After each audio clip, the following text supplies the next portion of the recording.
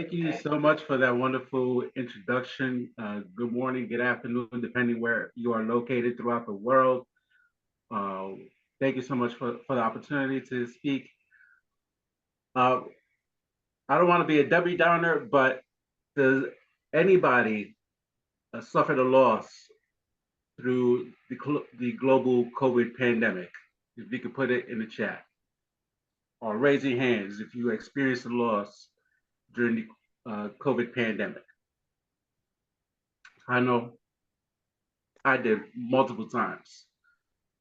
So I want to take you back before the global pandemic happened of 2020, going into 2021. I want to take you back to June of 2019, only months before the world shut down. So I was living in the Bronx, in my hometown of the Bronx, New York. Shout out to the Boogie Down. Worked as a social worker with the older adults, as some of us call the elderly. And I was living with both my kids and both my parents at the time.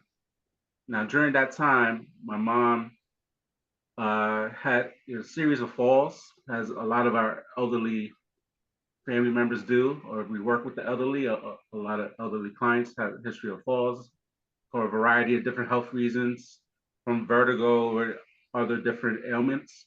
So my mom had issues with vertigo, and one time, even before that, she had a fall and had to get 7 staples in her head. And I told her at the time, the next fall you have will be will be the hardest one for you to overcome.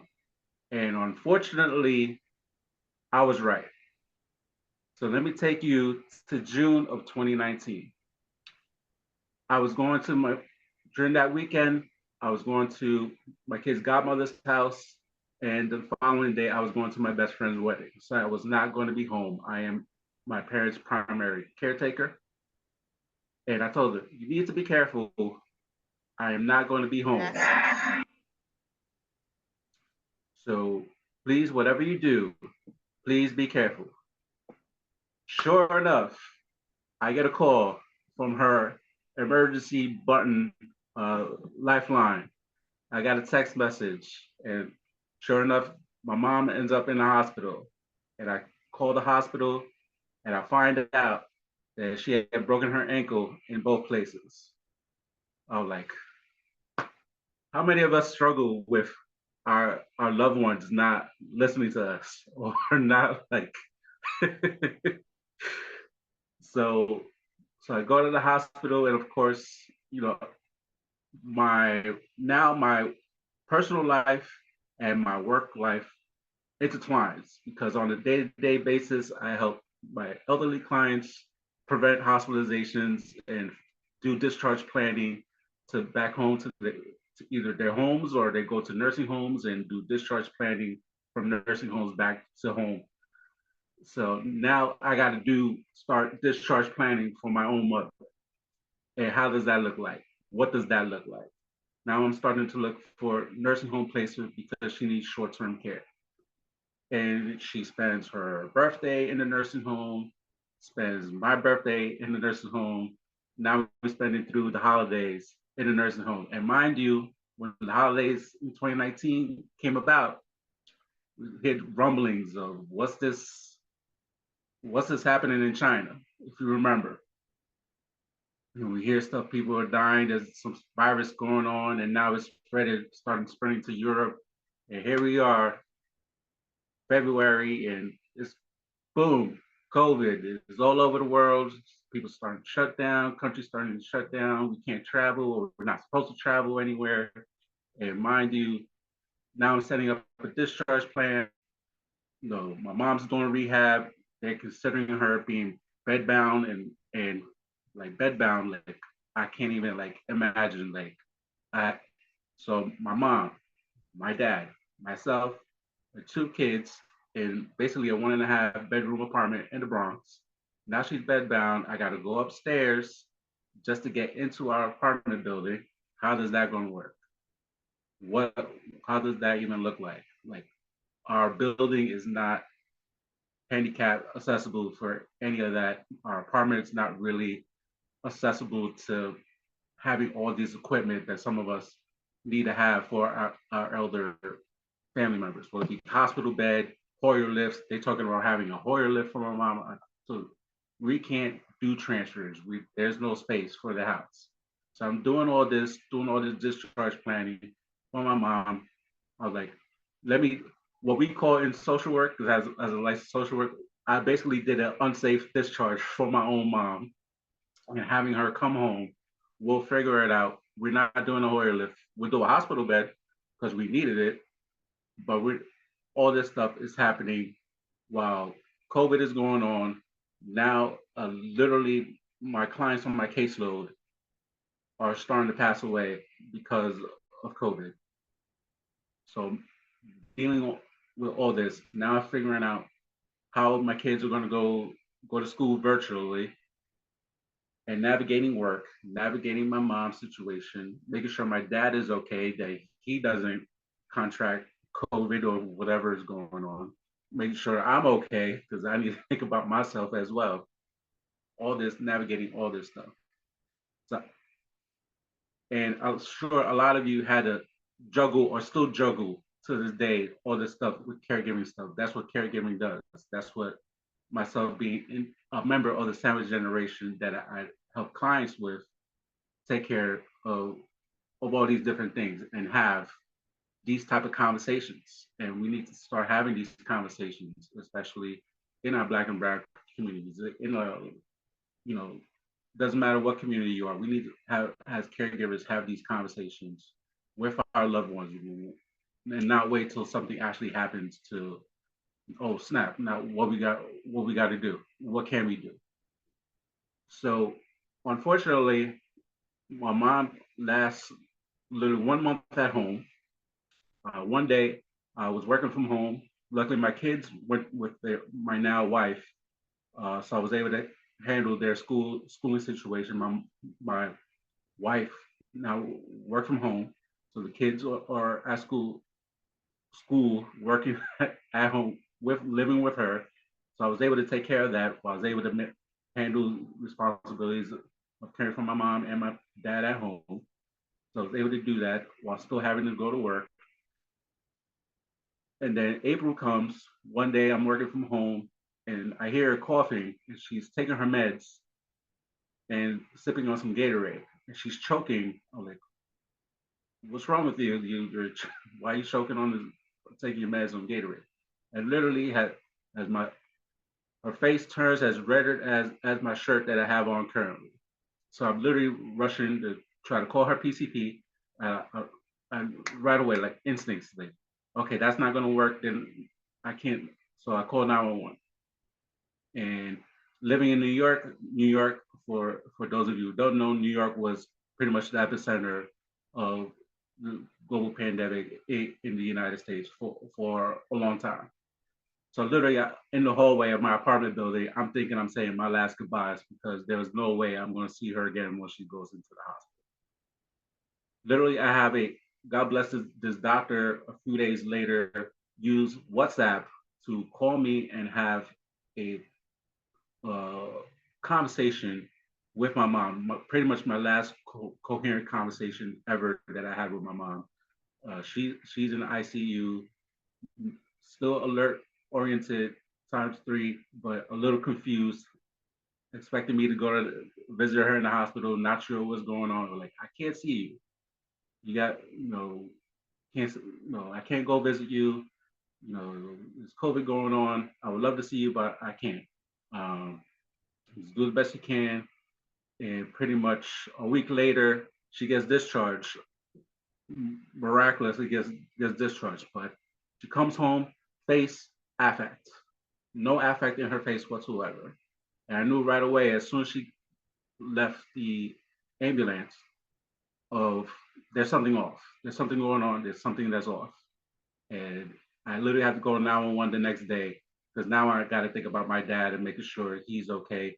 And all his doctors, because he's autoimmune compromised, they're calling me frantic. Like, she can't be in the same household as him. asking me if I got any other family members that he could stay with. I'm like, no, we can't. This is our immediate family. Any family members he's got are either in Florida or in Puerto Rico, and he can't leave the house. So I'm literally managing, making sure we're in a 1.5 bedroom apartment. Kind of, it's very hard to isolate in a 1.5 bedroom apartment. Uh, and literally call 911 the next day, have her back in the hospital, let the doctors know I she needs long-term care. I can't manage her in the home. Uh, Especially, I had injured my hand months before, so I'm literally dealing with injury in my hand because I literally had to change diapers and give her sponge baths and all this stuff myself. And plus, I had two herniated discs in my back. So a lot of us, as we get older, like I'm 45, and a lot of us, as we get older, we start having health problems ourselves, and then we're at the same time caring for our loved ones too. And I told the doctors, I can't do this anymore. I did the best I could. She needs long-term care. And soon enough, that weekend, she was placed in a nursing home. And unfortunately, May 3rd, 2020, my mom passes away. Get a call at 5 o'clock in the morning, and I got that call that a lot of us don't want to hear or don't want to experience, having your own mom passing away. And of course, like I start bawling, letting telling my kids that their grandma passed away, having to tell my dad that his love of his life of over 40 years that she passed away, having to tell family members, a couple of her friends, and just go on and on and on that whoever had a loved one who passed away, having to make those tough phone calls and letting people know. A lot of us had to go through that during COVID, losing loved ones, family members, friends, peers, coworkers. And on top of that, losing my mom, I lost 10 clients on my caseload working in New York from COVID. So imagine, how would that make you feel? How would you feel losing your mom and losing clients and going through the trauma? Every month you do a monthly report, and come to find out I'm missing clients. Come to find out that client passed away. That other client passed away. So mind you, prior to COVID, I had plans of moving from New York and moving to Delaware because I wanted to be a first time homeowner. And mind you, so I'm having conversations with my wife, like, do we move? Like, what are we gonna do? Should we move or should we stay? Um, what do we do? So luckily, even though we weren't supposed to travel, we went to Delaware and spent time with her family, and her family, basically gives us permission, like, come stay with us for a little bit. Stop going on Zillow and looking for houses. You need to look for houses in person. So we decided that fall to make the move, and I'm starting to look for work in Delaware and look for jobs in Delaware, and decided to make the move, not knowing anybody other than her family, and decided to make that move. And I know a lot of us having to make tough decisions on the fly, having to make tough decisions. What do we do with loved ones? What do we do with ourselves? Because we have to think of ourselves as well. So talking about the financial piece, so I'm worried about my own mortality as well. So I literally went online, some Googles, and looked for a living will, and got a living will in place as a just in case something with COVID, something would happen to me with COVID, you know, and kind of begin those financial steps, just thinking about as a just in case. And a lot of us don't don't think about the just in case. A lot of us just are forced, and no life insurance. We got to do GoFundMe's to pay for funeral expenses. Luckily, I already had a life insurance policy for myself. I started learning about life insurance policies and knew that the life insurance my mom took out for me that I was now paying, I was not getting the bang for my buck. So I literally got a new life insurance policy, canceled that one that my mom did for me because it wasn't going to, like a few $1,000s was not going to cover a funeral expense. So doing all these different things, being mindful of my own financial situation, kind of thinking about the what ifs, and on top of caring for my kids and now caring for my dad, and now dealing with making sure, the grief and depression that a lot of our seniors just face as they get older, but now dealing with the new grief and the new loss and dealing with my own grief. And I was doing all this that I wasn't even letting myself grieve. I just lost my mom. Now, pretty much, I'm doing all these financial things. And then all of a sudden, these words started popping up in my head and they rhyme. Grabbing a piece of paper, write it down because I know I'm gonna forget. I'll be in the bathroom in the shower. It's like, I need a piece of paper. So I literally started taking pieces of paper with a pen, pieces in the bathroom while I showered. These words started popping up in my head. The middle of the night, I had these words popping in my head. I'm like, I need to write this down because I'm gonna forget. It ends up being a series of poems out of nowhere. Like, I'm not a poet by trade at all. I've done some writing, I've done some journaling to deal with my mental health at times throughout the years. But these words, I'm like, oh snap, I got a series of poems. Should I do an ebook? And I know there was a lot of going on in 2020. Come up with an ebook, do an LLC, all these financial gurus started popping up out of nowhere. And all this information. Kind of mind you, how do I deal with my grief? Wrote a book, Trying Through Pain, How to Maximize the Full Potential in Hard Times. I put the link in the chat. Basically, it's 10 poems talking about my grief and loss, self-awareness, financial education, for me, how to overcome. I'm still overcoming my grief. I started going to therapy this year. I had to almost a year ago to this day. Like, literally, my mind was going all over the place. It was like literally the last 10 years, 10 to 15 years of my life, a whirlwind in my mind. Like this. Literally, I started speaking like really, really fast out of nowhere. It was just because I ended up having COVID for the first time in almost 3.5 years last year in November.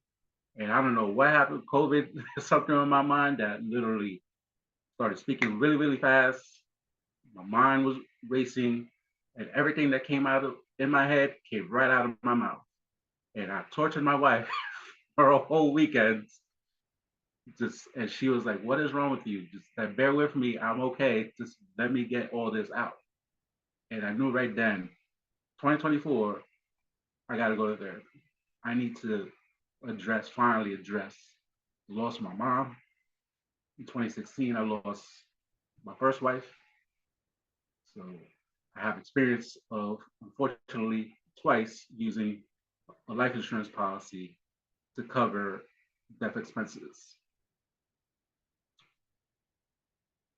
I opened up a business as a result of all this. Now I'm helping caregivers, helping people in the sandwich generation. So you have kids and caring for an older adult family member, would be your mom, your dad, your aunt, your uncle, grandma, grandpa.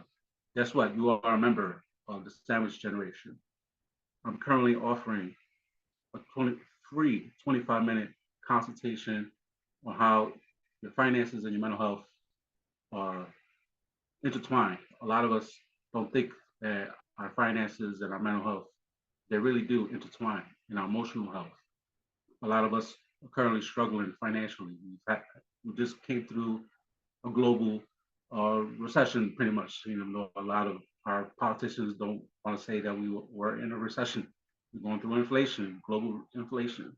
So a lot of us are struggling right now, and we need to have these conversations of how our mental health and our finances, how they intertwine together. And let's have these conversations. Again, you can go to bashmorenoconsulting.com, get on the email list. Let's have a conversation.